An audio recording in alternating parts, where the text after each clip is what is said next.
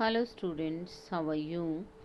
I hope you all are fine. Today's worksheet is worksheet number 66 for class 9th subject English. This worksheet is based on subject verb agreement. Dear students, in this worksheet we will learn about subject verb concord and subject verb agreement. प्यारे बच्चों, इस worksheet में हम subject verb के बीच में जो relation होता है उनके बीच में जो अग्रीमेंट होता है उसके बारे में पढ़ेंगे कि हमें वर्ब जो है सब्जेक्ट के अकॉर्डिंग ही यूज़ करनी पड़ती है. Let us revise what is a subject. आइए रिवाइज करते हैं सब्जेक्ट क्या होता है. Subject is the naming part. It tells you who the sentence is about. Subject जो है नेमिंग पार्ट होता है. सेंटेंस के अंदर जो नेमिंग पार्ट होता है उसे सब्जेक्ट कहा जाता है और ये हमें बताता है कि सेंटेंस किसके बारे में है. When you read the sentence, ask yourself who is the sentence about. The person or thing the sentence is about is the subject. जब आप कोई सेंटेंस पढ़ते हैं तो अपने आप से पूछिए कि जो ये सेंटेंस है ये किसके बारे में है, वाक्य किसके बारे में है. तो जिस भी पर्सन या जिस चीज़ के बारे में वो सेंटेंस है वही हमारा सब्जेक्ट होता है. What is a verb? To put it simply, any word which shows some kind of an action is a verb. So run, walk, sneeze, drive और all verbs. कोई भी ऐसा वर्ड जो हमें किसी काम के बारे में बताता है वो वर्ब कहलाता है. जैसे रन दौड़ना, वॉक चलना, स्नीज छींकना, ड्राइव चलाना गाड़ी. तो ये सब वर्ब्स हैं. What is the subject verb conquered और सब्जेक्ट वर्ब एग्रीमेंट. तो सब्जेक्ट वर्ब कंकर्ड और एग्रीमेंट क्या होता है. देखिए सब्जेक्ट वर्ब एग्रीमेंट ये दिखाया गया है. यहाँ पर आपको एग्जाम्पल दिखाया गया है. द कैट हैज़ और have eaten up all the cake. अब देखिए जब कैट है उसके साथ हम हैज़ लगाते हैं क्योंकि हमारा सब्जेक्ट जो है वो सिंगुलर है.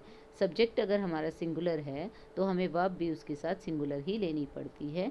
तो यहाँ पर कैट के साथ हमने हैज़ लगाया, हैव नहीं आएगा. कैट ने पूरा केक खा लिया. द डॉग्स, अब यहाँ पर प्लूरल सब्जेक्ट है तो वर्ब भी प्लूरल ही आएगी. डॉग्स के साथ हैज़ नहीं आएगा, हैव आएगा. Have eaten up all the cake. The cat along with the dogs. अब देखिए यहाँ पर कैट है हमारा सब्जेक्ट, ठीक है. Along with the dogs, cat ने डॉग्स के साथ मिलकर सारा केक खा लिया. तो कैट ने खाया तो यहाँ पर कैट के अकॉर्डिंग हम सब्जेक्ट यूज़ करेंगे. तो यहाँ पर राइट सब्जेक्ट होगा हैज़. नेक्स्ट हमें दिया गया आइदर द कैट और the dogs have eaten up all the cake. जब आइदर और का हम यूज़ करते हैं जो नियरेस्ट सब्जेक्ट होता है वर्ब के उसके अकॉर्डिंग हम वर्ब यूज़ करते हैं. तो देखिए डॉग्स के पास है वर्ब तो डॉग्स हमारा प्लूरल में है तो यहाँ पर हैव यूज़ होगा ना कि हैज़ यूज़ होगा. अब देखिए यहाँ पर what is subject verb agreement. Subject verb agreement क्या है ये बताया गया है हमें यहाँ पर. Subject verb agreement means your subject and verb must match और अग्री इन नंबर. सब्जेक्ट वर्ब एग्रीमेंट का मतलब है कि आपका सब्जेक्ट और आपकी वर्ब जो है वो एक दूसरे से मैच करनी चाहिए नंबर में. अगर सब्जेक्ट सिंगुलर है तो वर्ब भी सिंगुलर है, सब्जेक्ट प्लूरल है तो वर्ब भी प्लूरल है. If you have a singular subject then you must use a singular verb. अगर एक वचन में सब्जेक्ट है तो वर्ब भी एक वचन में होनी चाहिए. For example the dog barks at every sound he hears. अब देखिए डॉग के साथ हमने बार्क्स यूज़ किया है. डॉग हमारा सिंगुलर था तो हमने सब्जेक्ट भी सिंगुलर यूज़ किया है, वर्ब भी सिंगुलर यूज़ की है. If you have a plural subject then you must use a plural verb. अगर प्लूरल सब्जेक्ट है, देखिए बहुवचन में है यहाँ पर द डॉग्स, एक से ज़्यादा डॉग्स हैं तो हमने यहाँ सिंपल वर्ब यूज़ किया है जो कि प्लूरल वर्ब है जिसके साथ हमने एस सी एस ऐड नहीं किया है. ठीक है, उसके बाद आगे बढ़ते हैं. Latest practice. प्रैक्टिस के लिए कुछ सेंटेंस दिए गए. Choose the correct form of the verb which matches the subject. The first has been done for you. हमें correct form of verb use करना है जो सब्जेक्ट के अकॉर्डिंग मैच करता है. तो पहला हमें करके दिया गया है sentence. He dash broke his arm during the match.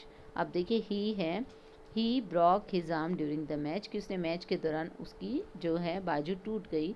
तो यहाँ पर राइट वर्ब है ब्रॉक. सिंगुलर के साथ सिंगल सब्जेक्ट है तो सिंगुलर वर्ब यूज़ करेंगे क्योंकि ये पास्ट का सब्जेक्ट है तो इसीलिए हमने V2 यूज़ किया है. We dash to the Mughal gardens last year. अब ये भी पास्ट की बात हो रही है तो यहाँ पर वी जो है प्लूरल सब्जेक्ट है. प्लूरल सब्जेक्ट के अकॉर्डिंग हम यहाँ पर प्लूरल वर्ब ही, पास्ट की ही वर्ब यूज़ करेंगे.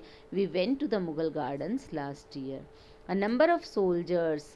सोल्जर हमारा प्लूरल में है. Dash injured in the war. तो वर्ब भी प्लूरल में होगी और पास्ट की बात हो रही है तो डी ऑप्शन वॉर यहाँ पर एक्यूरेट रहेगा. Were injured in the war कि बहुत सारे सोल्जर्स वॉर में घायल हो गए. My family dash to the Mahaud tribe. My family जो है एक कलेक्टिव नाउन है तो इसके साथ जो है हम ये सिंगुलर में मानेंगे इसको तो सिंगुलर सब्जेक्ट यूज़ करेंगे. Be right answer. My family belongs to the Mahaud tribe. Mahaud tribe से मेरी फैमिली बिलोंग करती है. Mister Swami as well as his family. अब देखिए ये जो जहाँ पर एज वेल एज से कनेक्ट होते हैं जो वर्ड्स, वहाँ पर हम सिंगुलर वर्ब यूज़ करते हैं सब्जेक्ट को सिंगल मानकर। Mister family as well as his family, mister Swami as well as his family is quite humble, तो यहाँ पर is is right answer. Mary dash very well, अब देखिए मैरी अच्छा गाती है, तो यहाँ पर क्योंकि प्रेजेंट की बात नहीं हो रही, प्रेजेंट की कोई सिंगुलर वर्ब नहीं दी हुई, तो हम पास्ट में चलेंगे। Mary sang very well. The novel, अच्छा गाया था यानी कि मैरी ने। The novel including all the essays dash about 2 hours to read, ये नॉवल जिसमें सब ये एसेज अगर मिला दें तो इसको पढ़ने में कितना टाइम, 2 घंटे लेता है। तो ये सिंपल नॉवल सिंगुलर है हमारा, तो यहाँ पर क्योंकि हमें अगर सिंगुलर वर्ब यूज़ करते प्रेजेंट के हिसाब से, तो यहाँ पर हम यूज़ करते टेक्स। टेक्स हमारे पास ऑप्शन में नहीं है, तो हम यहाँ पर टुक यूज़ करेंगे, टुक, कि ये 2 घंटे लेता है। ठीक है, तो I hope you understood the worksheet. Thank you, stay safe.